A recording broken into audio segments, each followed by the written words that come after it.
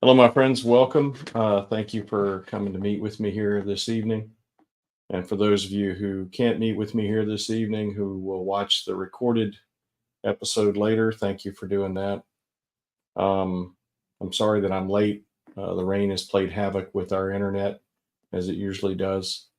Um, and I'm afraid I'm going to have to cut this evening's meeting very short. Um, Julie and I are going to mourn with a friend the loss of her teenage son. So I hope that y'all will forgive me and excuse me. And we will discuss the marriage of heaven and hell next week. This week, I'm going to leave you with a quick anecdote about the deep state. And we'll discuss the marriage of heaven and hell next week. So I went to my nephew's wedding this week. Uh, he and his bride decided to hold the ceremony in Austin, Texas. Went down there, and on the way back, I had a very interesting opportunity. I sat on a row where the other two seat occupants were attorneys, one of whom had spent 43 years with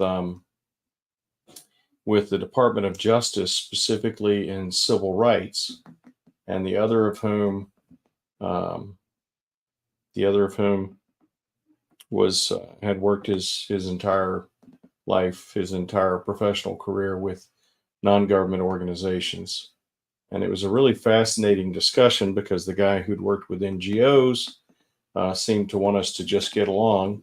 And the other fellow was very insistent there was no such thing as a deep state, that the government was here to serve the people, that the people were lucky to have such a great government as we have, that maybe some things weren't wonderful, but that wasn't because the good people who work in the government weren't trying really hard to serve the people, and the people just didn't understand and didn't appreciate them. It was really kind of a fascinating discussion. And of course, I held the line on original intent of the Constitution, the founding principles, and that sort of thing.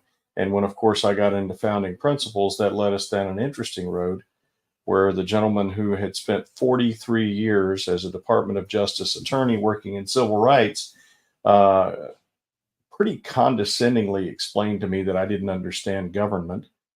And when I explained to him that all of the principles that he had laid out had actually come from the progressives, beginning with Woodrow Wilson, no relation, back at the beginning of the 20th century, some principles that Woodrow Wilson laid out, beginning the original draft, the paper he wrote in 1887 called The Study of Administration. He explained to me that I was wrong, and I explained to him that I was not. And he said, "Well, I've never heard of this paper." And I said, "The fact that you've never heard of it doesn't change the fact that the principles that he espoused in that paper, and that became so uh, uh, imprinted upon the U.S. government, that we now still function under those principles." And it was a major departure from constitutional governance at the beginning of the 20th century. The fact that he didn't know that was sort of irrelevant, didn't change the facts. And he said, "Well, I've been an attorney my entire adult life." And I said, "Well, that's fine. That doesn't change the facts." And he says, "Well, I've never heard of this." And I said, "I'm sorry to hear that. That doesn't change the facts." Anyway, he got a little wound up and raised his voice. And I said, "Look, I'm just trying to talk with you." And uh, he would barrage me with questions. And I finally had to say, "If you're going to ask a question, you should listen to the answer. So I'm going to keep talking, even though you're shooting another question at me, and I'll get around to your next question after I finished answering this one." And I laid it all out for him. And his final response, he wasn't able to contradict me other than to say, "No, no, no," wasn't able to actually bring up any facts, any documentation to counter what I said. But when we got into the discussion of the actual limitations on the US government, the federal government, that were written into the Constitution, his response was, "Well, we couldn't possibly function as we do now if we went back to the way that the Constitution was originally written." And I said, "That's a very good point. So we should return to the original intent." And he said, "You're not listening to me." I said, "No, I'm listening." He said, "I'm telling you that the way that the United States functions right now is impossible if we return to original intent. I said, I understand. I agree with you. And I think we should return to original intent. And he said, well, I don't know why you think that. And I started laying out my reasons for why I think that. And he said, we are still the United States. We still function according to the Constitution, the principles upon which this country was founded. And I said, no, sir, none of that is true. We're still called the United States, but the original country that was founded no longer functions the way that it was originally intended to, and we need to get back to that. And his final answer to me was, I don't care. And I said, you have just demonstrated, you've told me repeatedly that there's no such thing as the deep state, and you have just demonstrated to me exactly what the deep state is. Someone who has worked for 43 years for the government, according to the principles of the secondary, after the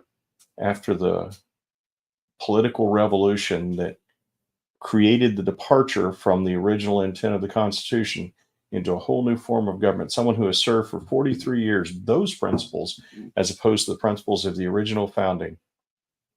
Someone who refuses to accept the concept that the government exists for no purpose other than to secure the natural rights of each citizen.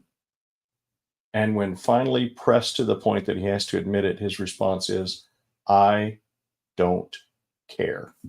Thank you, sir, for demonstrating exactly what the deep state actually is. And at that point, he said, I don't want to talk to you anymore. And I said, I can understand that. I can be a real pain to talk to. But anyway, I just wanted to leave y'all with that short story. And if you will excuse me, I'm going to go now so that I can join Julie and go to meet with our friend and mourn the loss of her teenage son. Very unexpected, very sudden loss of her teenage son. So please forgive me. We will discuss the marriage of heaven and hell next week. I think it'll be a fascinating discussion, and I hope that you'll join me. Rose, thank you for letting me know you got the signature form, that you're working on it.